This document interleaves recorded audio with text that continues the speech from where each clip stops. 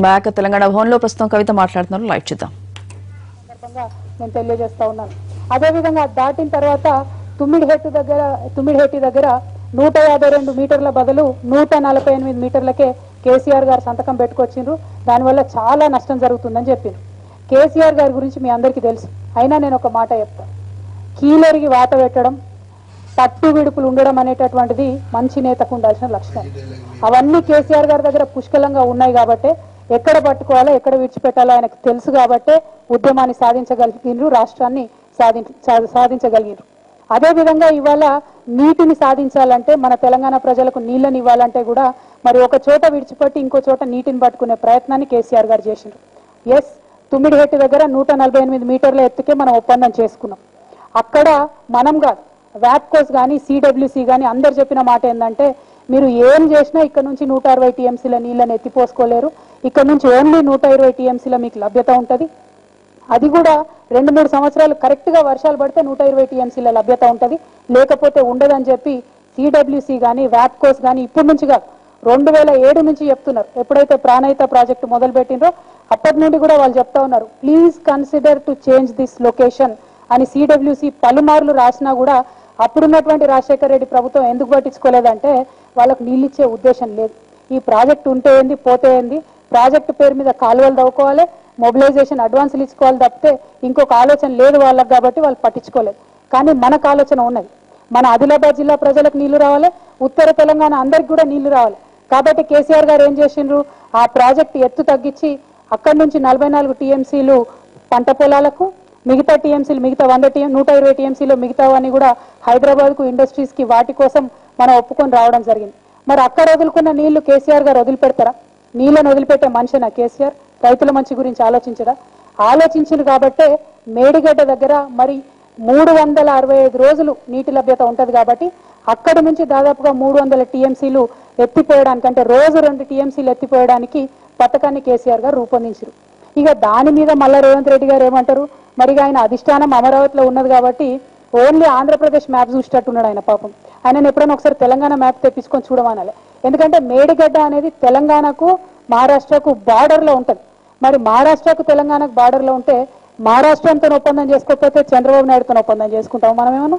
మేడిగడ్డ బార్డర్లో ఉన్నది. అది మేడిగడ్డ కట్టడానికి కూడా జీవనది అవుతుంది రేపటి నాడు. అది మనకు మొత్తం ఉత్తర తెలంగాణకే కాదు, దక్షిణ తెలంగాణలో కూడా ఎక్కడైతే కృష్ణా నీళ్లు తక్కువ పడుతున్నాయో అక్కడికి కూడా రేపటి నాడు శ్రీశైలం, నల్గొండకు సంబంధించిన అన్ని ప్రాజెక్టులకు నీళ్లు ఇవ్వడానికి కూడా ఇది మనకు ప్రాణాధారం అవుతుంది. కాబట్టి మేడిగడ్డ మీద కూడా ఖచ్చితంగా మహారాష్ట్రతో ఒప్పందం చేసుకోవాలి కాబట్టి చేసుకోవడం జరిగింది. మరి దాని మీద కూడా వాళ్ళు ఇట్లా మాట్లాడడం బాలేదు. దీంతో పాటు ఇక రేవంత్ రెడ్డి గారు మాట్లాడంగానే మరి మా వర్క్ లేని ప్రెసిడెంటే మాట్లాడితే నేనెందుకు మాట్లాడద్దు అనుకొని మన ఎల్రామన్న ఇంకో ఉత్తరం రాసిండు. మావిడే జగిత్యాల బిడ్డన ఎల్రామన్న కూడా, కానీ ఆయనకి ఏమర్థమైందో ఏమర్థం కాలేదో 152 మీటర్లు ఎత్తు తగ్గించి రాసిండ్రు. మీరు అట్లా చేసేది లేకుండే కేంద్రంతో మాట్లాడి మహారాష్ట్రలో భూమి గుంజుకునేది ఉండే అంటాడు. అనుకుంటా ఎంత భయంకరం అంటే, తెలంగాణ ప్రజల యొక్క రాజ్యాంగ హక్కులను కాలరాస్తూ ఆర్డినెన్స్ ద్వారా 7 మండలాలను ఆంధ్రాలో కలుపుకుంటే మనందరం బాధపడితే పార్లమెంట్లో మొదటి రోజు మా ఎంపీలందరం కూడా మేము వెళ్ళి ఆ రోజు ప్రొటెస్ట్ చేస్తే ఆ విషయాన్ని ఆయన గొప్పగా చెప్తాడు. మా చంద్రబాబు నాయుడు పీఎంతో మాట్లాడి 7 మండలాలు తెలంగాణలో గుంజుకున్నాడు, అట్లనే మీరు మహారాష్ట్రలో గుంజుకోమంటారు. ఇదేం నీతండి? ఇంకా కూడా మారరా? పక్కోన్ని ముంచాలే మనం తెచ్చుకోవాలనే పాలసీ అయినా ఎంతసేపు? పక్కోళ్ళు కూడా బాగుపడాలి, మనం కూడా బాగుపడాలనే పాలసీ కేసీఆర్ది. మీలాగా తెలంగాణను ముంచి ఆంధ్రకు పోలవరం కట్టుకోవాలి, మహారాష్ట్రాన్ని ముంచి మనం ఇక్కడ ప్రాజెక్టు కట్టుకోవాలనేది కాదు. మహారాష్ట్ర బాగుండాలి, తెలంగాణ బాగుండాలి, ఆంధ్ర బాగుండాలి అనే పాలసీ మాది. దయచేసి ఇటువంటి తలతోకలేని లెటర్లు రాయకండి. ఎందుకంటే రాజ్యాంగబద్ధంగా ఆర్టికల్ 3ను ఉల్లంఘపరుస్తూ ఆర్డినెన్స్ ద్వారా మన దగ్గర 7 మండలాలను తీసుకున్నారు, రాష్ట్రాల సరిహద్దులను మార్చిండ్రు. అది అందరం కూడా రాజకీయ నాయకులుగా ఖండించాల్సిన విషయం. దానికి ఎల్రమణ గారు లెటర్ రాయడం అంటే నిజంగా నాకన్నా చాలా సీనియర్ నాయకులు, కనీస పరిజ్ఞానం ఉంటే ఆయన ఆ ఉత్తరం రాసేవాళ్ళు కాదని చెప్పి నేను ఇవాళ భావిస్తా ఉన్నాను. అదేవిధంగా మన భారతీయ జనతా పార్టీ వాళ్ళు మరి సందట్లో సడమియా అంటారు. అట్లనే తెలంగాణలో ఒక సామెత ఉంటుంది, బేగానా షాదీమే అబ్దుల్లా దివానా అని చెప్పి. కేసీఆర్ గారు పోయి మహారాష్ట్రలో ఒప్పందం చేసుకొని వస్తే ఇక్కడ లక్ష్మణ్ గారు పెద్ద పెద్ద పోస్టర్లు పెట్టుకున్నారు, మహారాష్ట్ర ముఖ్యమంత్రి గారికి ధన్యవాదాలు. మరి ఇదేం పార్టీతో నాకు అర్థమైతే లేదు. లక్ష్మణ్ గారు మీరు పెట్టాల్సింది ఇవి కాదు, మీరు పెట్టాల్సింది ఏంటంటే ఇవాళ కాళేశ్వరం ప్రాజెక్టుకు ఎటువంటి ఇబ్బందులు లేకుండా కేసీఆర్ గారు సంతకాలు పెట్టి క్లియర్ చేసుకొని వచ్చిండ్రు. ఆ కాళేశ్వరం ప్రాజెక్టుకి నేషనల్ ప్రాజెక్ట్ స్టేటస్ తీసుకురావాల్సిన బాధ్యత తెలంగాణకు సంబంధించిన భారతీయ జనతా పార్టీ మీద ఉంటుంది. లేదంటే మీరు అది చేయలేకపోతే తాళమేర ఎత్తిపోతల పథకానికి నేషనల్ ప్రాజెక్ట్ స్టేటస్ తీసుకురండి. ఏదో ఒక తెలంగాణ ప్రాజెక్ట్కి నేషనల్ ప్రాజెక్ట్ స్టేటస్ తీసుకొచ్చి తర్వాత మాట్లాడండి. కానీ మేం పెళ్లి చేస్తే మీరు వచ్చి బాజాలు కొట్టుడు కాదు, ఇది మంచి పద్ధతి కాదు.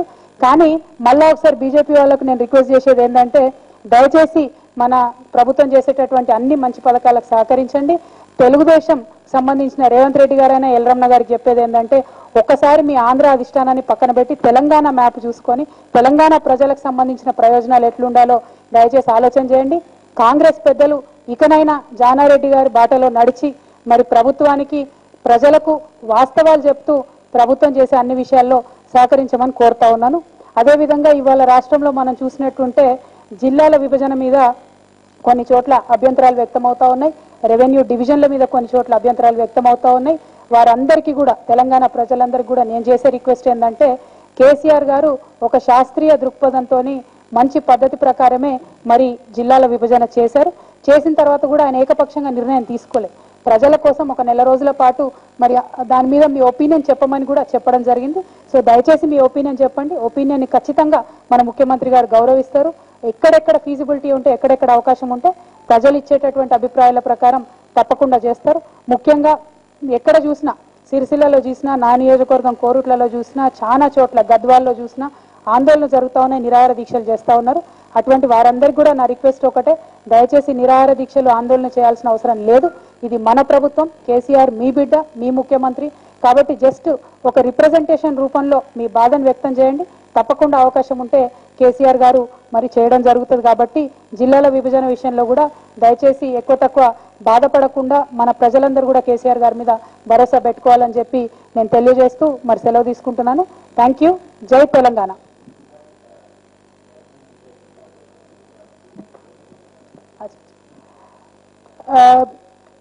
Telangana has been suffering for a long time due to lack of water, and that is the result why we have seen many farmer suicides in Telangana. But Telangana government is very highly seriously resolved to solve this problem. So we have resorted to re-engineering many of our water projects. We have redesigned and re-engineered many of our water projects, and we will further continue to do that. But then the opposition parties are trying to confuse the people and trying to confuse the people by saying that these projects are not good for Telangana. I would sincerely request the opposition parties to work with the government and tell the people the facts and make sure that people of Telangana ultimately prosper and benefit out of this. And ultimately, when you want to redesign a project, all the government wants is the farmers to be happy. So we want the farmers to be happy, and the opposition should, in this regard, support the government is what I believe. And apart from this, after Sindhu's victory and even before Sindhu's victory, we were constantly trying to form a very good sports policy in the government. We were constantly encouraging any of our sports persons, including Sania, Saina, Gopi, everybody, and we would further continue to do so. And with our very innovative sports policy, not only the mainstream sports, but also the sports that do not get enough attention, we will be focusing on them. We will also be constantly improving the sports personalities in Telangana.